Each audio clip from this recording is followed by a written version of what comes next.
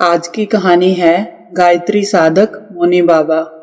यदि आध्यात्मिक दृष्टि से प्रत्येक साधना का विश्लेषण किया जाए तो ये ज्ञात होगा कि प्रत्येक साधना एक अद्भुत विज्ञान है और प्रत्येक साधक एक आध्यात्मिक वैज्ञानिक है। इस कथन की सत्यता और प्रामाणिकता को परखना है तो हमें मौनी बाबा के बारे में जानना चाहिए। विंध्याचल की पर्वतमालाओं तथा मां विंध्यवासिनी के मंदिर के निकट ही एक बाबा की गुफा थी। उसे आसपास के लोग मौनी बाबा के नाम से जानते थे। वहां वह अपने 2 शिष्यों के साथ मां गायत्री की अखंड साधना में लीन रहते थे। मां गायत्री की निरंतर साधना तथा गायत्री महामंत्र के जप और ध्यान के प्रभाव से उनका व्यक्तित्व सूर्य की तरह प्रखर तेज से अलौकिक रहता था। वह एक ऐसे सिद्ध साधक थे जिनके पास विभिन्न सिद्धियां और विभूतियां उपलब्ध थी। बाबा बड़े ही शांत, सौम्य और दूरदर्शी स्वभाव के थे। सूर्य सा तेज उनके मुखमंडल पर हमेशा दीप्तिमान रहता था। उनकी ख्याति दूर दूर तक फैली हुई थी। उन्होंने 40 वर्षों से मौन व्रत ले रखा था। मौन व्रत के कारण बाबा जी किसी से मिलते जुलते और बातचीत नहीं करते थे। हमेशा मौन रहने के कारण ही लोगों ने उन्हें मौनी बाबा कहना शुरू कर दिया था। बाबा जी को जब भी किसी वस्तु की आवश्यकता होती थी वे संकेत देकर या जमीन पर लिखकर समझा देते थे। वैसे बाबा जी की जरूरतें कुछ खास नहीं थी। 2 अंगोछा और लंगोटी में काम चला लेते थे। भोजन में नीम, बेल और तुलसी पत्तर आदि पीसकर उन्हें खाकर गुजारा कर लेते थे। उनका जीवन पूरी तरह से एक तपस्वी का जीवन था। बाबा जी मौन भले ही रहते थे लेकिन सबकी मनोकामनाएं पूर्ण करते थे। जो भी उनके पास आता था वह कभी निराश होकर नहीं लौटता था। इसलिए उनके प्रति सभी लोगों के मन में अटूट श्रद्धा थी। जिनको बाबा जी के आशीर्वाद से लाभ होता वे दूसरों को भी बताते थे।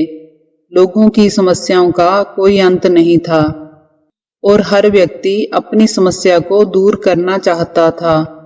ऐसे में यदि कुछ ऐसा मिल जाए कि मस्तक नभाओ और समाधान पाओ तो फिर कौन लाभ नहीं उठाना चाहेगा।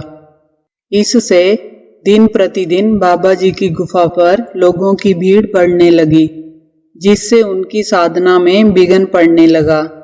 इसलिए बाबा जी ने अपने दोनों शिष्यों को नीचे वाली गुफा में बिठा दिया और स्वयं ऊपर की गुफा में जाकर साधना करने लगे। मौनी बाबा जी के शिष्य भी कोई साधारण चेले नहीं थे। उन्हें भी बाबा जी की कृपा से सिद्धियां प्राप्त हो चुकी थी। इसलिए अब शिष्य ही लोगों की समस्याएं सुनते थे और उन्हें आशीर्वाद देकर वहां से विदा कर देते थे। ज्यादातर लोग सांसारिक इच्छाओं की पूर्ति के लिए आते थे। उन्हें उपयुक्त आशीर्वाद दे दिया जाता और वे संतोष पूर्वक वापस लौट जाते थे। मौनी बाबा जिस राज्य में रहते थे वहां का राजा निसंतान था। राजा स्वभाव से बड़ा ही दयालु, पराक्रमी और धर्मपरायण था। उस राज्य में सभी सुख से और प्रेम पूर्वक रहते थे। राजा की तरह महारानी भी बहुत ही धार्मिक स्वभाव की स्त्री थी। उनके जीवन में अगर कोई दुख था तो केवल इस बात का कि उनकी कोई संतान नहीं थी। संतान प्राप्ति के लिए राजा और रानी ने विभिन्न ज्योतिषियों द्वारा बताए गए कई व्रत, उपवास और उपाय किए किंतु आखिरकार उन्हें निराश ही होना पड़ा। संतान प्राप्ति की चिंता में राजा और महारानी निरंतर तिल तिल जल रहे थे। तभी महारानी को किसी दासी के द्वारा मौनी बाबा जी के बारे में पता लगा। मौनी बाबा के चमत्कारों की कहानियां राजा और रानी दोनों ने पहले भी सुन रखी थी। राजा अब इतने निराश हो चुके थे कि अब उनमें कहीं आने जाने की इच्छा ही नहीं थी, किंतु महारानी हार मानने वाली नहीं थी। महारानी ने महाराज से मोनी बाबा जी के पास जाने की इच्छा व्यक्त की। पहले तो महाराज ने मना किया, किंतु महारानी की बात रखने के लिए राजा ने फैसला किया कि मोनी बाबा को ही राज दरबार में बुला लिया जाए। जब यह बात रानी को पता चली तो उन्होंने महाराज के निर्णय का विरोध करते हुए कहा, महाराज, जाचक दाता के पास जाता है, ना कि दाता जाचक के पास आता है। रानी की बात तर्क संगत थी, अतः राजा मोनी बाबा के पास जाने के लिए सहमत हो गए। राजा ने सेना को सजाने का आदेश दिया। तब महारानी फिर बोली, महाराज, हम वहां कोई युद्ध करने या अपना वैभव दिखाने नहीं जा रहे हैं, बल्कि एक जाचक की भांति वहां कुछ मांगने जा रहे हैं। अतः हमें एक जाचक की तरह ही वहां जाना चाहिए। राजा रानी की इस बात से भी सहमत हो गया। दूसरे दिन दोनों मोनी बाबा के तप स्थान की ओर चल दिए। विंध्याचल में बसे उस तप स्थान का वातावरण बड़ा ही शांत और मनोरम था। निकट ही झरनों का कलकल और पक्षियों की चहचहाहट मधुर संगीत बिखेर रही थी। लोग बाबा के शिष्यों से आशीर्वाद लेकर जा रहे थे। राजा और रानी दोनों ने बाबा के शिष्यों को प्रणाम किया और वहां बैठ गए। कुछ देर बाद रानी ने मोनी बाबा जी के दर्शनों की अभिलाषा व्यक्त की। अब तक बाबा के इन दोनों शिष्यों के अलावा कोई भी ऊपर वाली गुफा में नहीं गया था, लेकिन आज पता नहीं क्यों बाबा के इन शिष्यों ने इन्हें रोका नहीं। राजा और रानी दोनों बाबा की गुफा में प्रवेश कर गए। गुफा में बाबा के तप और शांति का अनुपम तेज बिखरा हुआ था। उन्होंने इससे पहले ऐसा महान तपस्वी नहीं देखा था। दोनों ने बाबा जी को प्रणाम किया। बाबा ने अपना दाहिना हाथ उठा दिया। राजा रानी दोनों ने सोचा कि शायद बाबा मौन तोड़ेंगे, लेकिन बाबा कुछ नहीं बोले। वह काफी देर वहां बैठे रहे, लेकिन बाबा ने तो मौन व्रत धारण कर रखा था। काफी इंतजार करने के बाद अगले दिन आने की बात सोचकर राजा रानी वापस आ गए। राजा तो प्रतिदिन वहां नहीं आ सकता था, लेकिन उन्होंने रानी को प्रतिदिन मोनी बाबा के पास जाने की अनुमति दे दी। रानी प्रतिदिन बाबा की तपस्थली पर जाती थी और वहां आसपास साफ सफाई करती थी। वह घंटों इस आस में बैठी रहती थी कि बाबा मौन तोड़ेंगे और मुझसे बात करेंगे। ऐसे ही दिन बीतते गए और बरसात का मौसम आ गया। एक दिन खूब तेज बारिश हो रही थी, बिजली कड़क रही थी, बादल गरज रहे थे। आंधी और तूफान से भयानक वातावरण बना हुआ था। ऐसे में भी रानी अपने संकल्प से नहीं डिगी और गुफा की तरफ चल पड़ी। रास्ते में एक बार तो वह एक गहरी खाई में गिरते गिरते बची। पहाड़ों पर फिसलने के कारण रानी को कई जगह चोट भी आई थी, जिनसे रक्त बह रहा था। वह बरसात में पूरी तरह से भीग चुकी थी, लेकिन फिर भी वह बाबा की गुफा के पास पहुंच गई। इतना कष्ट होते हुए भी रानी की निष्ठा बाबा के प्रति बनी रही। कहते हैं कि इरादों के पक्के कभी नाकाम नहीं होते। रानी के साथ भी यही हुआ। रानी की ऐसी दयनीय दशा देखकर मोनी बाबा का हृदय करुणा से भर गया। उनका मौन टूटा और वह करुण स्वर में बोले, बेटी, तू क्यों इतना कष्ट सह रही है? आखिर तुझे क्या चाहिए? क्यों तू इस संकट काल में अपनी जान जोखिम में डालकर मेरी कुटिया तक आई है? बोल, तुझे क्या चाहिए? पहले तो रानी को विश्वास नहीं हुआ कि मोनी बाबा बोल उठे हैं। वह खुशी से बाबा की ओर दौड़ पड़ी और उनके चरणों में प्रणाम करते हुए बोली, बाबा, मैं अभागिनी निसंतान हूँ, मुझे संतान चाहिए। आपके दर से कोई निराश नहीं जाता। मुझे भी पुत्रवती होने का आशीर्वाद दीजिए। बाबा तो करुणा के सागर थे। बोल दिया, जा बेटी, तुझे अवश्य पुत्र की प्राप्ति होगी। बाबा जी से आशीर्वाद मिलते ही रानी को लगा जैसे उसे सारी दुनिया मिल गई हो। बाबा से वरदान पाकर रानी प्रसन्नतापूर्वक लौट आई। रानी ने ये सारी बात राजा को बताई तो उनकी खुशी का भी कोई ठिकाना ना रहा। रानी के गुफा से जाने के बाद बाबा ने ध्यान में जाकर देखा तो पता चला कि महारानी के भाग्य में कोई संतान है ही नहीं।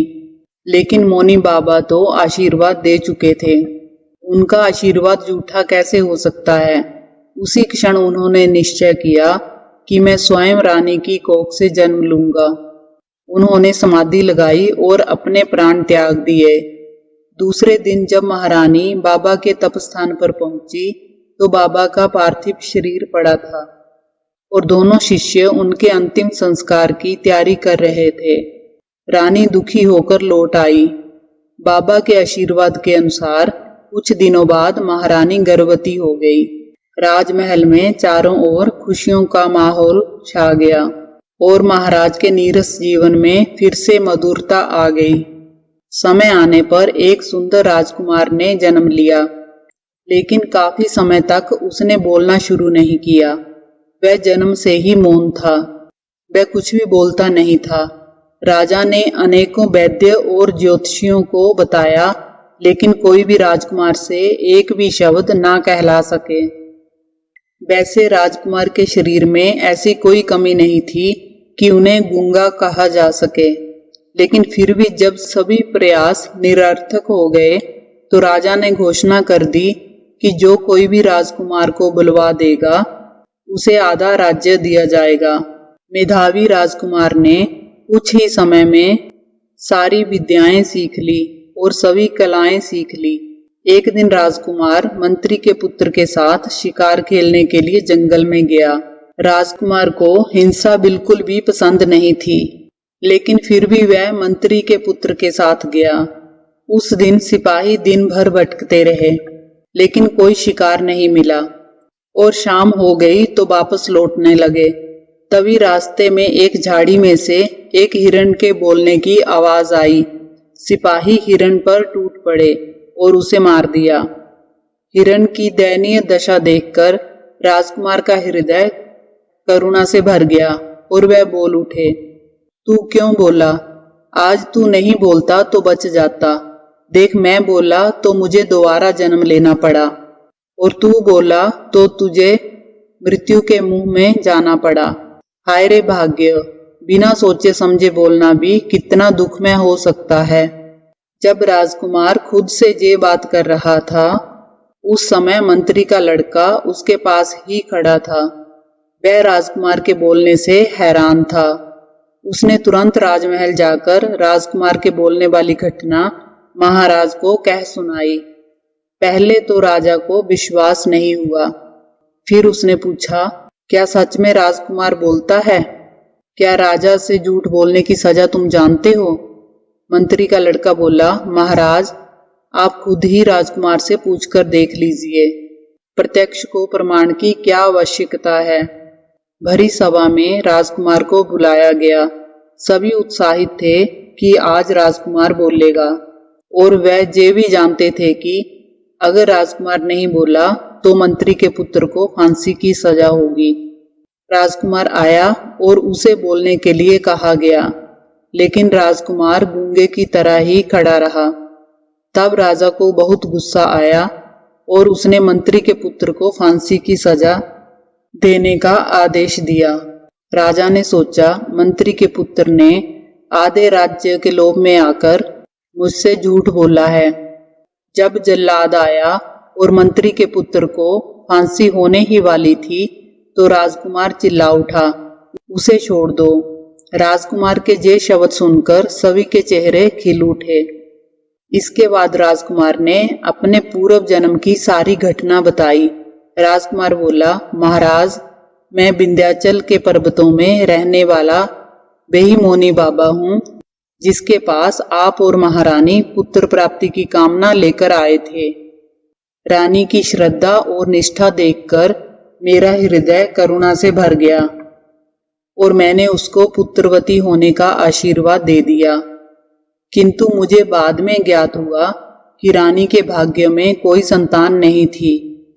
इसलिए अपने दिए हुए आशीर्वाद को पूरा करने के लिए मुझे खुद रानी की कोख से जन्म लेना पड़ा। अब रानी भी निसंतान होने के दुख से उबर गई है, अतः अब मैं पुनः अपनी तप साधना करने जा रहा हूँ। इतना कहकर राजकुमार वापस अपनी तपस्थली की ओर चल दिए।